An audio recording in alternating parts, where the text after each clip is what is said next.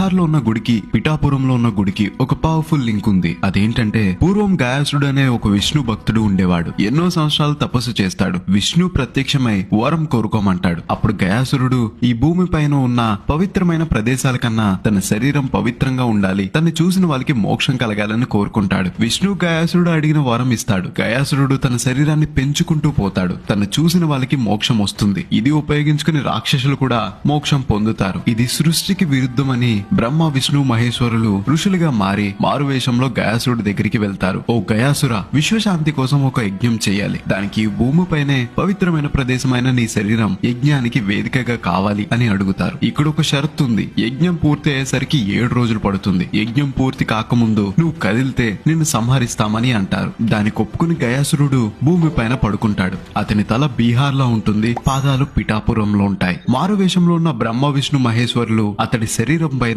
యజ్ఞం చేస్తారు. 6 రోజులు గడిచిపోతాయి. గయాసురుడు కదలకుండా ఉంటాడు. ప్రతిరోజు కోడి కూత వింటూ గయాసుడు రోజుల్ని లెక్క పెట్టుకుంటాడు. అప్పుడు శివుడు కోడి రూపానికి మారిపోయి కుక్కురుకో అని అరుస్తాడు. అది విన్న గయాసురుడు 7వ రోజు పూర్తయి 8వ రోజు వచ్చేసిందనుకుని లేచి చూస్తాడు. అది అర్ధరాత్రి. చుట్టూ చీకటి ఉంటుంది. త్రిమూర్తులు వాళ్ళ రూపానికి మారిపోయి యజ్ఞం పూర్తవక ముందు లేచావు, నేను సంహరించడం తప్పదు గయాసుర, ఆఖరి కోరిక ఏమైనా ఉందా అని అడుగుతారు. తన దేహాన్ని 3 ముక్కలు చేసి 3 మూర్తులు 3 చోట్ల కొలువై ఉండమని అడుగుతాడు. ఈ త్రిగయ క్షేత్రాలలో పిండ కార్యాలు చేస్తే వాళ్ళకి మోక్షం కలగాలని కోరుకుంటాడు. శిరోగయ బీహార్ లో ఉంటుంది. అక్కడ విష్ణు ఉంటాడు. నాభిగయ ఒరిస్సాలో ఉంటుంది. అక్కడ బ్రహ్మ ఉంటాడు. పాదగయ పిఠాపురంలో ఉంటుంది. అక్కడ కోడి రూపంలో శివుడు కుక్కుడేశ్వర స్వామి అని పిలువబడతాడు. ఈ మహిమ గల పాదగయ క్షేత్రం మన పిఠాపురంలో ఉంటుంది. ఇలా